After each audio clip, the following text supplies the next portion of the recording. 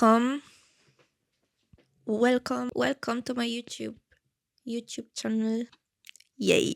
This is the first video on my YouTube channel. This is the first video I'm uploading. The truth is I have filmed and not edited but filmed many videos, but I never uploaded them because I didn't have the balls to do so. So this will be the first video, hopefully. This is the first video that will be uploaded on my YouTube channel. And as you might have been able to see by the title, it's a get my shit together video, or how I got my shit together video.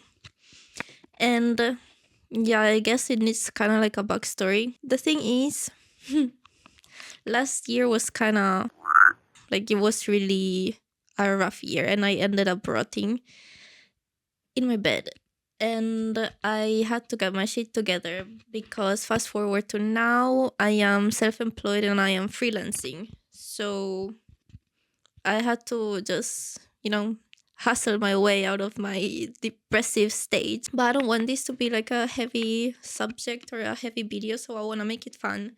So I'm gonna take you through the things I did to get my shit together, to get myself out of a rut. To make this more fun and engaging, I thought I might do the gourmet game, and every time I complete a task, like a get my shit together task, I'm gonna stick gourmet on my forehead because why not? And I think that it's gonna be more fun when I'm editing because I will be able to use them as transitions or whatever the fuck I'm gonna do, because I still didn't do, because I didn't plan this video. Oh my god. What the Anyways, I'm from Spain. But here in school, I remember when you were a kid, there's a thing called a gourmet. What is a gourmet? I just don't know how to explain it. It's like a sticker. It's a solid color and it has like a shape. Maybe it's a circle or a square or whatever. Maybe it's a star if you are lucky and the teacher is fancy and she has fancy gourmets. ¿Qué es un gourmet? It says it's a small sticker, usually with a geometric shape, like a circle, a square, a triangle, and it has vibrant colors. But yeah, whatever. It's not that deep.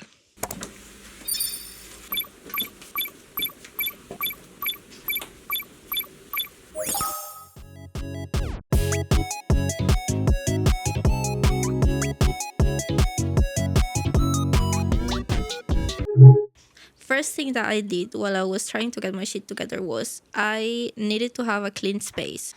I deep cleaned every square centimeter of my room floor, every square centimeter of my shelves, like everything I deep cleaned. I think that it leads you to being more effective and more productive. At least that helps me a lot.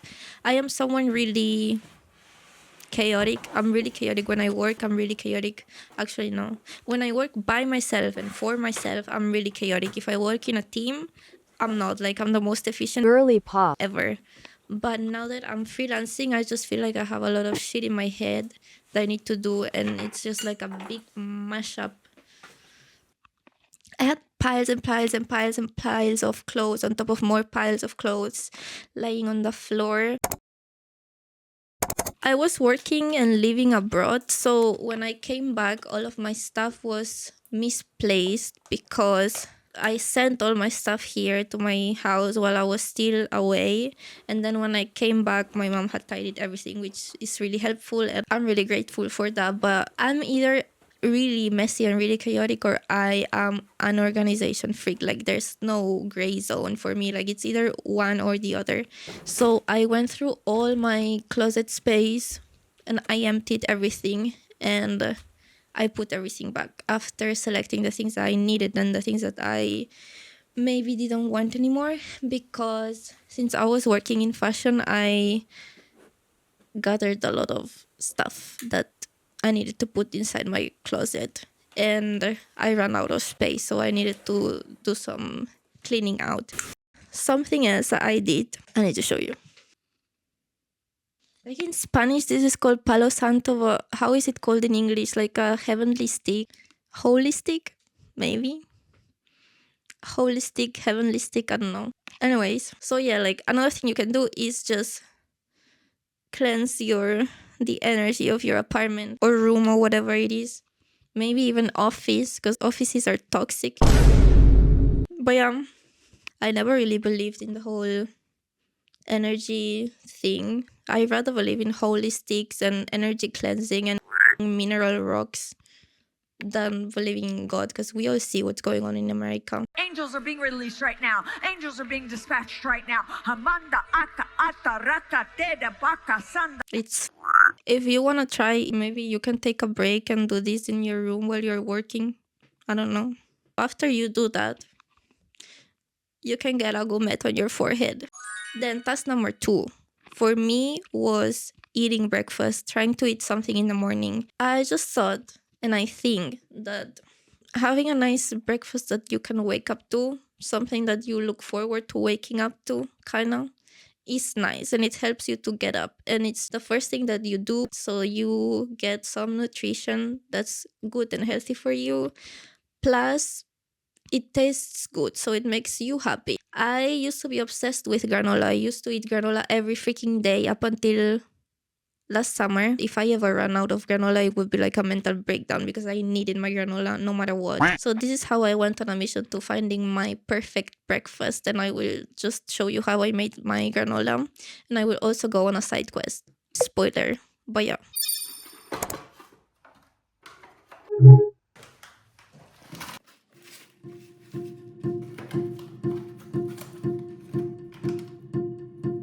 Hello there.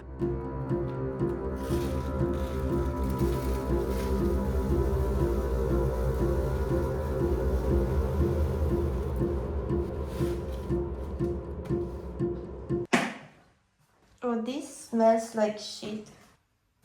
Ugh. What is that?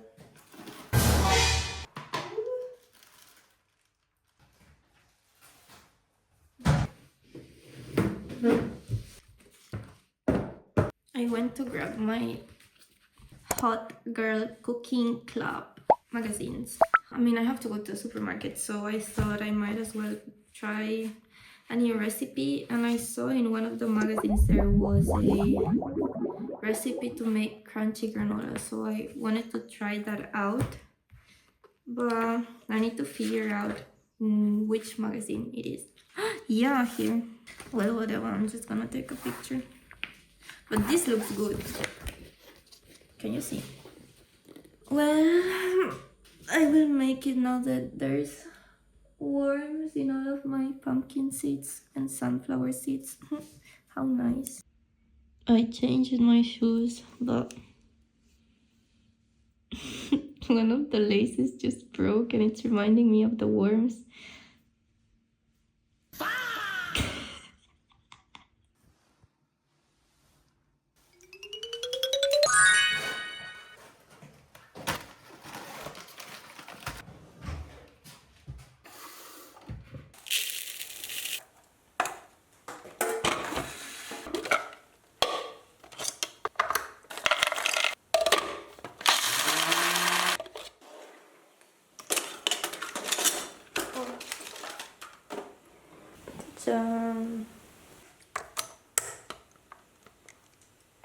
I think I messed up because I bought almonds that are already toasted. Like, I didn't pay attention to that because it said natural, so I just assumed they would not be toasted.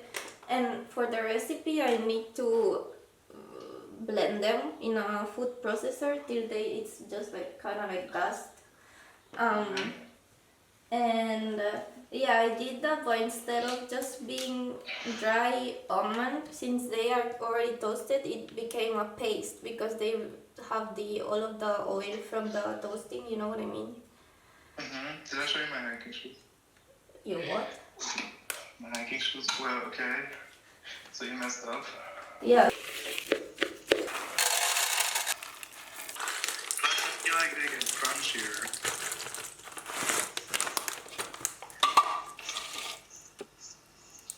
That's pretty sick. What?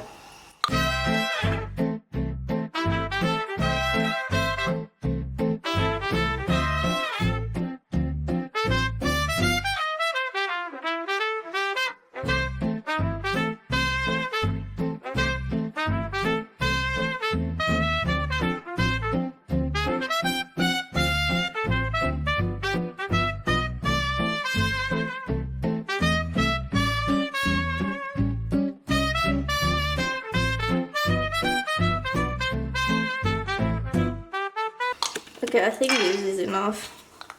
I think my crepes are pretty proper.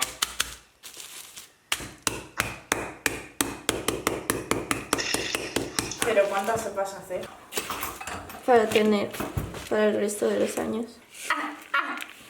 Porque te ríes como una cabra. Las cabras no ríen.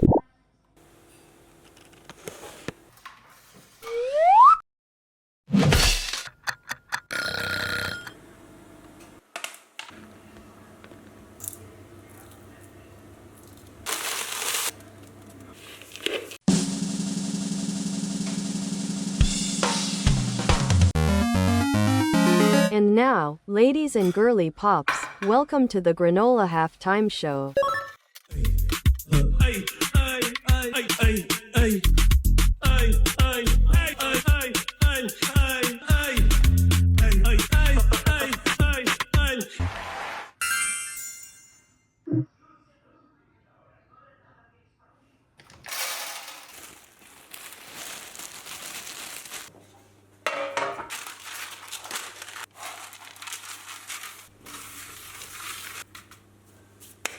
Meanwhile.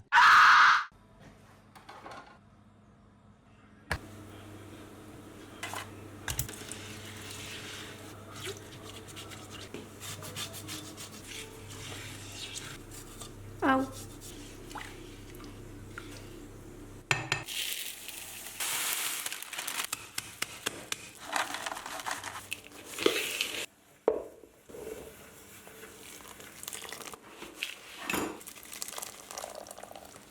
¿Qué es eso?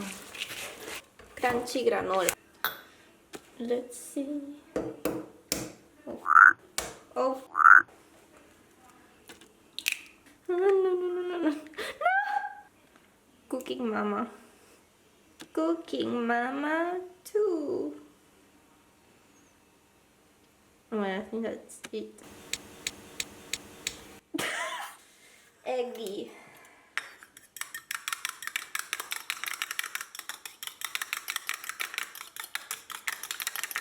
This is done.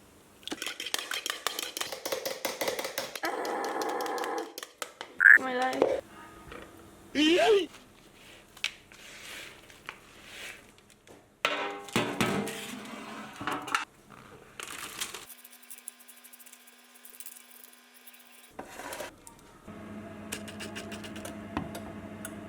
I'm not sure I'm going to be able to make heaven.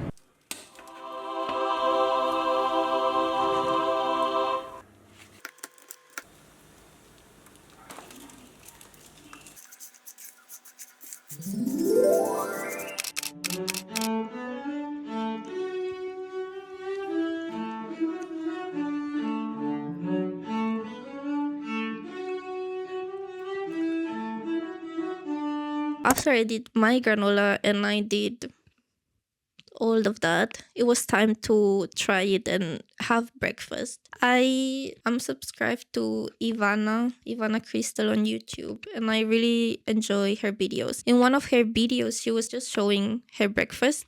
She was saying that eating a boiled apple was really healthy and it helped with your digestion and stuff. So I thought, okay, I might as well try it.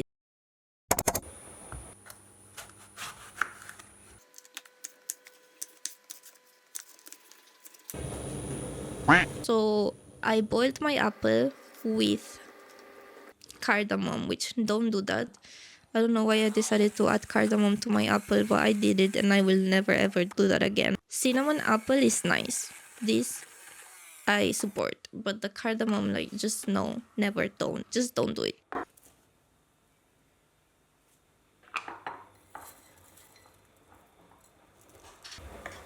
As you will be able to see, she did not enjoy it.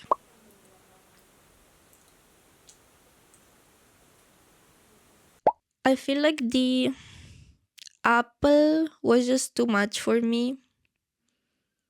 Like, maybe I just don't like apples, but it just tasted too much like apple. I don't know, it was too much. Also, the texture is just too runny, like the apple with the water and stuff. I went on the side quest of trying to find something else to eat with my granola. I straightened my fringe, but I feel like now I look like a cow licked my hair. Okay, this is the OOTD with my shoes and my sock. I need to grab a jacket, but it's really sunny, so yeah, it feels like spring already, which I hate because then if spring is already here, it means that summer is around the corner, and I hate summer. I want to die in summer. Yeah, this is it. Okay, now I can go.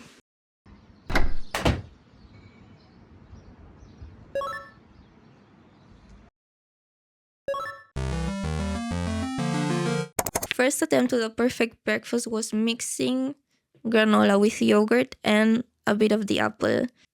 But it still was not working. I think that I didn't like the granola that I made, the first batch I made.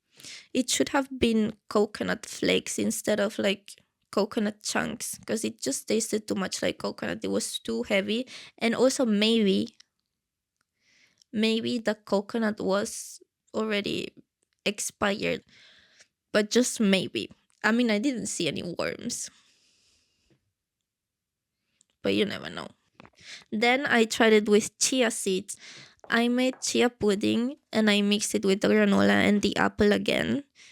And the chia seeds really don't taste of anything. So in the end, I decided to just mix everything. I mixed the yogurt with the chia pudding and the granola. And this is how I found my perfect breakfast. This is what I'm eating every day for breakfast. And instead of putting in a whole boiled blended apple, what I do is I split it in thirds. I boil and blend an apple and it lasts me for 3 days. I don't know if that's healthy, but I mean, it's not rotting in the fridge. I was not able to see my apple rotting, so I think it's okay.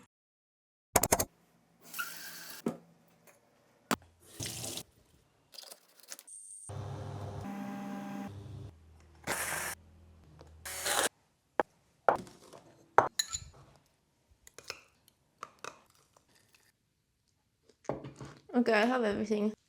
Coffee.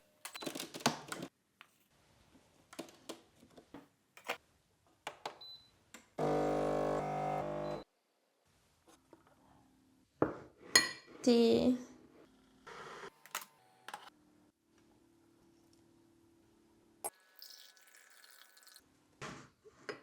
And weird stuff. Chia pudding, yogurt, apple shit. Yay! Yeah, just this is how I found my perfect breakfast. Also, I already ran out of my first batch of granola, and this time around I did stick to the hot girl cooking club recipe. I don't know if I will ever be able to follow a recipe 100% accurately, but I did follow way more than I did the first round of granola. So maybe if you want, I could do a video on that in the future to show you how I make my perfect granola combo for breakfast, if you're interested. That concludes mission number 2. So I get another gourmet. Task number 3 is trying to find some sort of self-care activity. For me, this ended up being hair care. So while I was rotting in bed, I was just consuming a lot of YouTube. Like, I would wake up, I would watch YouTube, and I would also watch YouTube at night because I was not able to sleep. I stumbled upon this YouTube channel, which I guess is a hairstylist, hairdresser. I don't know. This man became my hair fairy, and I'm really grateful for that. I watched a lot of his videos on hair care and how to maintain healthy hair, how to grow your hair.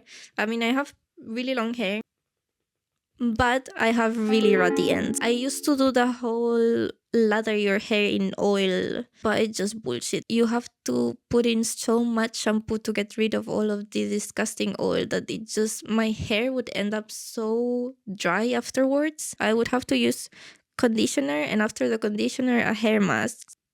Based on my hair fairy tips, he says if you use a hair mask, don't use a conditioner. So you only need one. Choose whichever one you want. If you wash your hair 2 times a week, maybe one time you can use conditioner, and then the next time you wash your hair, you can use a hair mask. Anyways, I want to improve the quality and health of my hair so that I can grow it way longer. I don't know why, I just want to. And maybe it makes me feel good. Like it's a sort of, yeah, just a self-care activity that has no purpose other than making yourself feel good. So just do it. I do this once a week because I only need to wash my hair once a week. My hair is pretty dry. Before washing my hair, I use a pre-wash treatment. I lather the treatment on my hair and I leave it in for 10 minutes. When the 10 minutes have gone by, then I just jump in the shower and I do my usual showering routine. And then after that, I put on a hair mask for 30 minutes, but I just used the products that I had. I didn't buy any new products for that because I already had a hair mask and shampoo and all of that. So I'm just gonna keep using them until I run out. After the hair mask, I use a leave-in conditioner. And once my hair is fully dry, I put some oil on my ends. I just put oil daily on my ratty ends so that they are more hydrated and they don't split and fall off my head. I feel like my ends break way less. Thank you to my hair fairy. I love you. I thought I would come on here to give you an update on the whole hair oil situation. Since I filmed those clips, I decided to try another hair oil that I had on one of the cupboards in my bathroom because my Olaplex is kind of gone. I need to replenish. I thought I would maybe try another oil bottle that I had and see if it actually works the same, but I realized it's not. So jokes on me because now I need to buy another bottle of Olaplex and I wanted to avoid that because it's 20 euros for a freaking tiny bottle. Just 30 milliliters and it's 20. I don't know, it kind of feels wrong. But yeah, I'm just gonna do it. Today, while I was putting it on, I almost had a heart attack because I thought the bottle was gonna fall on the floor and it was open. So, yeah. I think that my hair type is medium. I'm not sure because whenever I Google it, it's really not helpful at all. And according to the hair fairy, if you can go on longer than 5 days without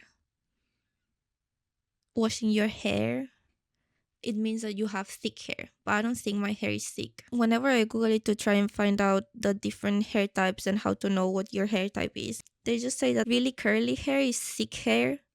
And then they say put your hair on a piece of paper and see if you can see your hair. Like I have black hair. Of course, if I put a strand of hair on a piece of paper, on a white sheet of paper, I would be able to see my hair. Like, I don't know, I think it's pretty obvious. Then they say to compare it to a thread. Compare your hair, the thickness of your hair to a cotton thread, but just same thing. There's so many different thicknesses of threads, like which one is it? I have decided that I have normal hair. According to the hair fairy, if you've got normal hair, this oil will work for you. If not, he recommends the Moroccan oil brand. I can really feel a big difference. Whenever I've used the other cheaper oil that I had at home, my hair just felt greasy. It didn't feel hydrated at all. And I don't know, for some reason my hair really likes this oil. Like it soaks it up and then it gets hydrated. So yeah, that's all I wanted to say. I just wanted to say that this oil really is working and saving my ratty ends. And so now I can just slap a gourmet on my forehead. Okay, bye. And now we go into step number 4. In my case, I wanted to try and be creative again because I was so burned out. I was not able to create or do anything. And I think that this is because of my time in uni and just the overload of projects and stuff, and then going to work and not being creative at all. I just kind of, maybe I lost the habit of creating or being able to be creative. I don't know. I wanted to push myself to do something, but I feel like for this to work, you need to have no expectations. You need to be completely free. There needs to be no pressure attached to the act of creating or doing whatever the heck you're about to do. I found some recipes on YouTube that I really wanted to try. I really enjoy cooking, and I wanted to try out some recipes that I saw on QQ Han's channel. So I decided to make a menu, sort of like an interactive activity that I could do with my family so that they could also have a say on what they wanted to eat. Maybe, I don't know. I mean, really, it's just an excuse to do something. But in my case, it was a menu. So what I did was, first of all, getting the resources, the images I was gonna use. I think that if you're struggling to be creative, or it just seems difficult to undertake a creative task in this moment in time, maybe it's because you are struggling with burnout, or because you're just simply not used to being creative and doing creative projects. One thing that I find helps me a lot is getting started with something that's mechanical, a mechanical, maybe technical task where you don't have to think or take any creative decisions. That's why I decided to first collect and edit all the images of the food that I knew I wanted to cook, and therefore I knew that I wanted to include this picture somehow in the design. And after I was done with this tedious, more mechanical task, I then decided to go to Pinterest to find some inspiration and more resources to complete the design.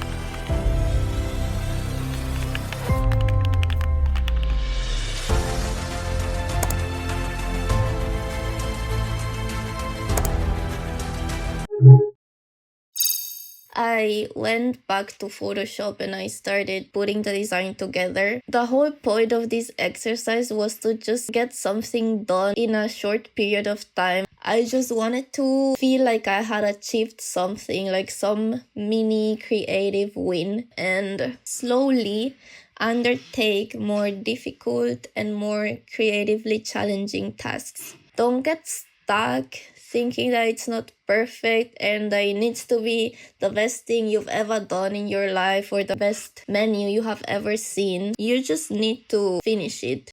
This is what happens when you overthink and you just get stuck on some stupid little detail of no consequence whatsoever. And you just waste your time and mental energy having internal discussions about these microscopic details. I ended up doing 2 pages, but as you can see, this is taking quite a long time. So I chose to only include the design process of page 1. The other page was exactly the same, but with different pictures. I just did a little montage of page 2 highlights.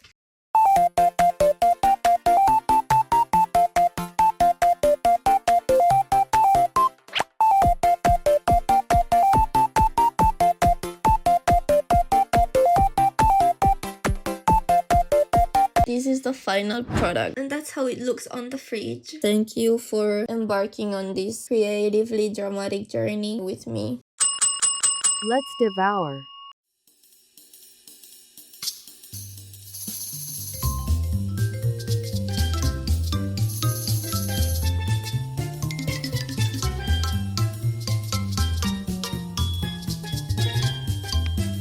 So, another gourmet. And now finally we are on the last step, which is step or task number 5. Find an excuse to get out of the house. Maybe it's working out, maybe going to the gym, maybe running, maybe just walking around, getting some fresh air. I don't know. I decided I had to try and do the 10K steps challenge, whatever. I call this activity stepping. So every day I step out of the house and I do my stepping until I reach the 10K mark, or I try to. The reality of this whole thing is that I have been editing this video for 3 weeks already.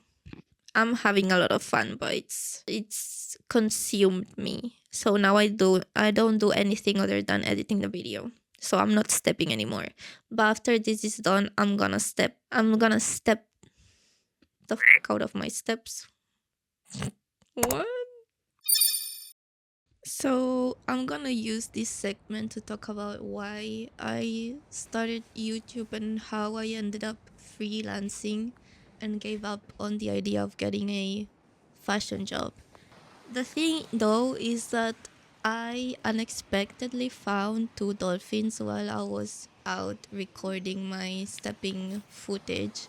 So I guess I need to address that. Yeah, there were 2 dolphins on the beach, kind of like trying to commit suicide. They are not really dolphins, they are from the dolphin family, but they are called capdoya. I was with my dad, and when we got there was a woman on the phone with animal rescue people, and they said we should not touch them. I was like, yeah, I don't want to see the dolphins dying, so let's go stepping. I'd rather not see these and think that they are still alive and some miracle happened and they got back inside the sea and they swam away. We left, and from far away we saw the other people that were there decided to put the dolphins inside the water. So yeah, they did that, and apparently they managed to save them. So the dolphins left the beach, and God knows where they are now, but I choose to believe they are still alive, happily swimming somewhere else in the depths of the ocean.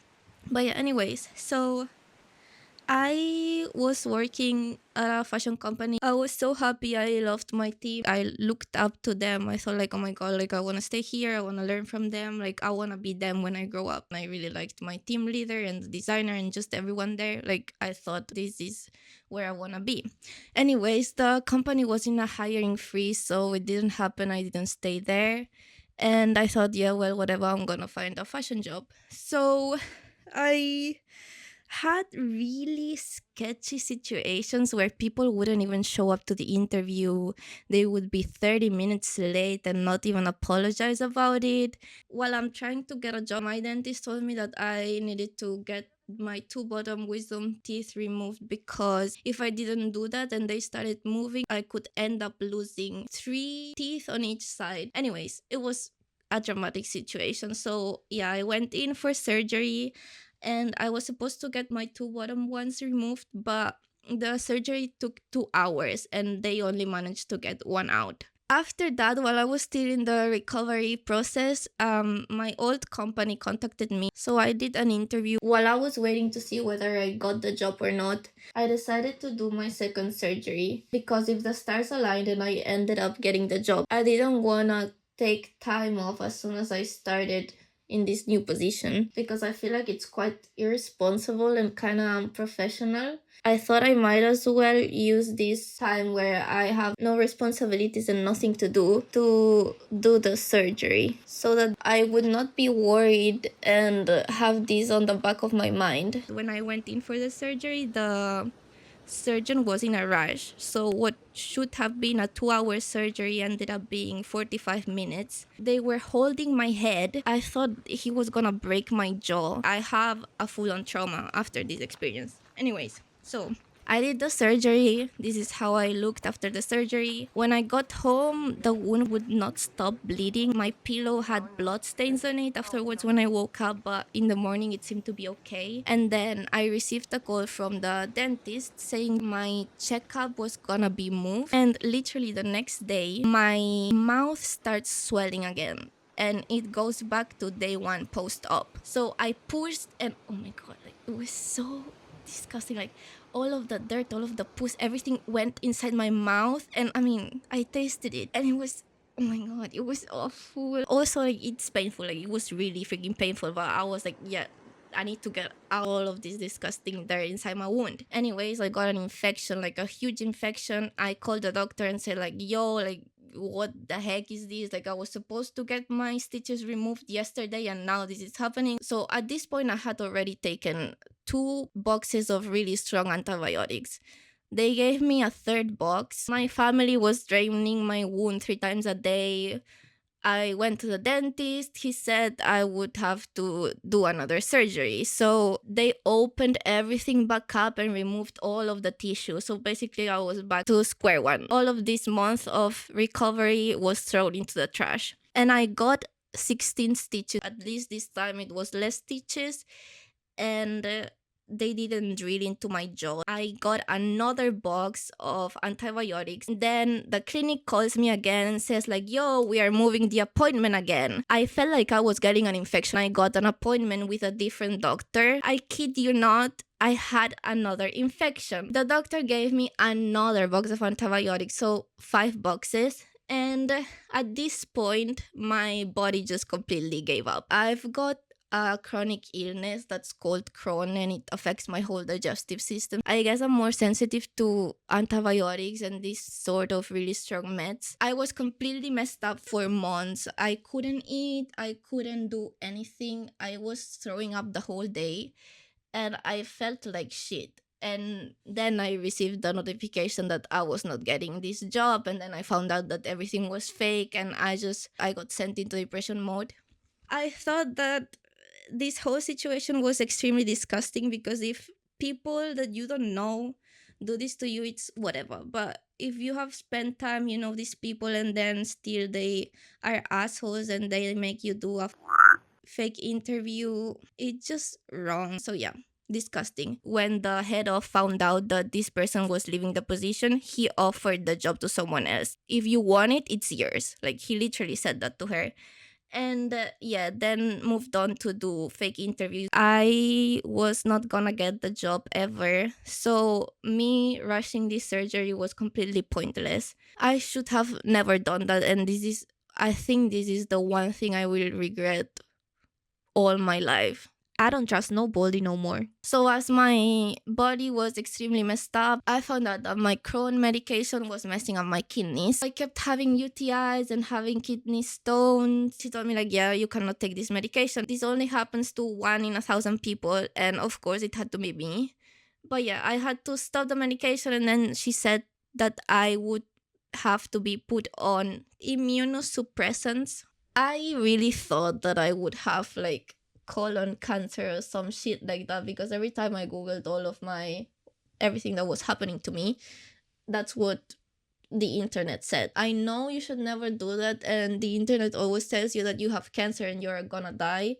But I really was feeling so shit, and I was just not able to eat, not able to really function, because I had not been eating for so long that my whole body was it felt like I was dying. I don't know. Everything ended up being okay, and all of my symptoms and everything that was happening to me was because of the antibiotics, because I had taken way too many antibiotics for such a long period of time. Basically, all this nightmare happened because of a fake interview that I did when there was no job, and that pisses me off a lot. But at this point, everything just seemed so fake, so pointless, so bullshit. I just kind of was lost and didn't know what to do with my life anymore. I just felt like basically you are trash to these people. Like, they don't care about you, they don't care about anything. They will even lie to you for literally no reason, even when they know you. Imagine what these corporations do when you are just a name on an email. And maybe if you want to stop being a product developer and maybe have a design job, you need to change 4 jobs until you get a creative position or you get your desired job. You basically need to be a corporate slut.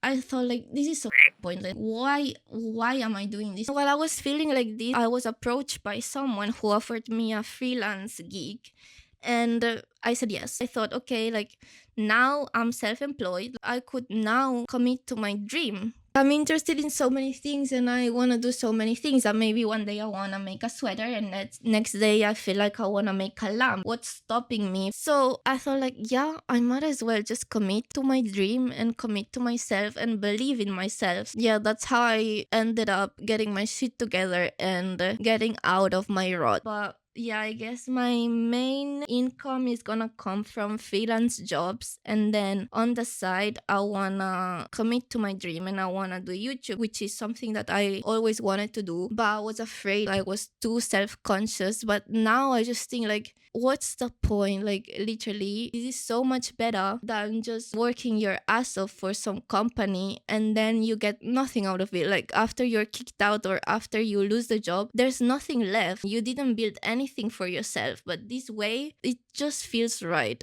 I don't want to live my life and have a corporate career and then when I'm, I don't know, 60 years old, wonder what if I had tried to be self-employed and what if I had tried to design and sell my own products. Like what would have happened? Would I still be here? I think that right now is the time to try this. Like I have literally nothing to lose. And if this doesn't work out, I can still go and get a corporate job, whatever, and yeah, just live my life as it was before. But I think that this is the right path for me, so I'm gonna commit to this. I will give it my best shot. And if it doesn't work, well, maybe it was not supposed to be, but at least I have tried and I will have no regrets. I just don't know what else to say.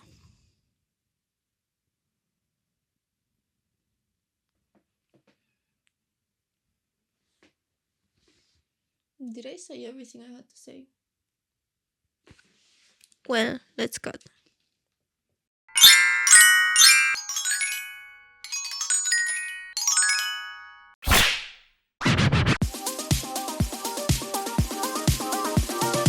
Goodbye.